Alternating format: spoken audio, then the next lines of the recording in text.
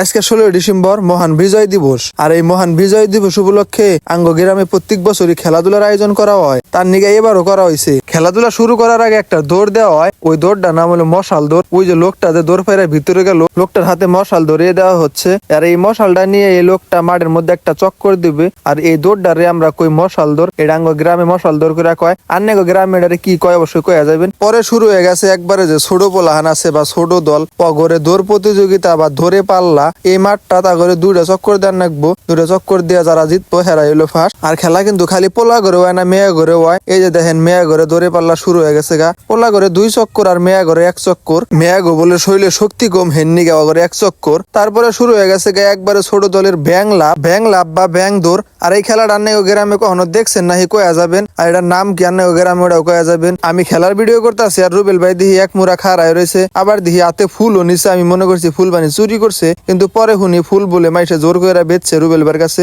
আর এই ওই লোক যে জোর করে ফুল বেচছে রুবেল ভাইয়ের কাছে। পরে আমি আইসি এখন রুবেল ভাই আমার কথা কইতাছে যে ওর কাছে ফুল বেচো। আমি কইতাছি আমার কাছে টেহা নাই, আমি কিন্তু ফুল বেচবো না। সবসময় দেখছি যে মাইসে মনে করেন যে ডাহাতি করে হইলো অস্ত্র ঠেকাইয়া, আর এখন দেখি ফুল ঠেকায় মানুষ ডাহাতি করা ধরছে। তার মধ্যে তো রুবেল ভাই আর আছে মনে হয় যে জোর করে আমার ফুল কেনাবো। পরে জোর করে আমার এটা ফুল কিনাইলো। আর আন্নে গৌনের 16 ডিসেম্বরের অনুষ্ঠান হইলে বা ঘরে ফুল বেছে নিহি কয়া যাবেন। তারপরে দেখেন আর একটা খেলা শুরু হয়ে গেছে। এই খেলাটার নাম আঙ্গ টাঙ্গালের আঞ্চলিক ভাষায় আমরা কই বালিশ খেলা।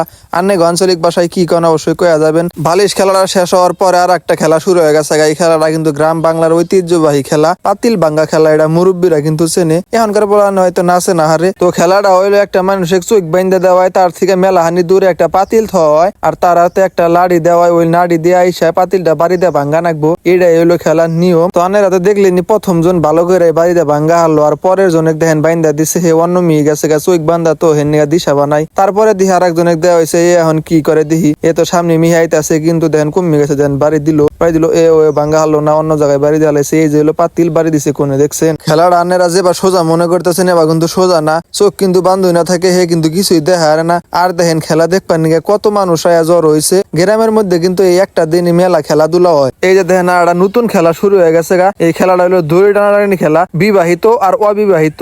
এই যে দেখেন বিবাহিতরা যারা অবিবাহিত হেগরে টাইনা টুইনা হেগর ঘরের মধ্যে নিয়ে গেতেছে গা। আর এটা হলো 3 রাউন্ডের খেলা। প্রথম রাউন্ডটা বিবাহিত জিতছে, তারপরের 2 রাউন্ড কিন্তু যারা অবিবাহিত হেরাই জিতছে। তো যারা অবিবাহিত হেরাই কিন্তু জয়লাভ করছে। তো এর দ্বারাই কি প্রমাণ হইলো, যারা অবিবাহিত হেগরে শক্তি বেশি। তো আমি আজকে আন্নে করে দেখাইলাম বিজয় দিবস উপলক্ষে গ্রামে কিবা খেলাধুলা হয় বা কিবা অনুষ্ঠান হয়। আর ব্যাখ্যানে কিন্তু গ্রামের ভাষায় কইলাম। আন্নে গ্রামেও কি বা খেলাধুলা হয় নিহি হইলে কমেন্টে জানায় যাবেন। আর আজকের ভিডিওটা এই পর্যন্ত। আপনারা ভালো থাকবেন, সুস্থ থাকবেন, আল্লাহ হাফেজ।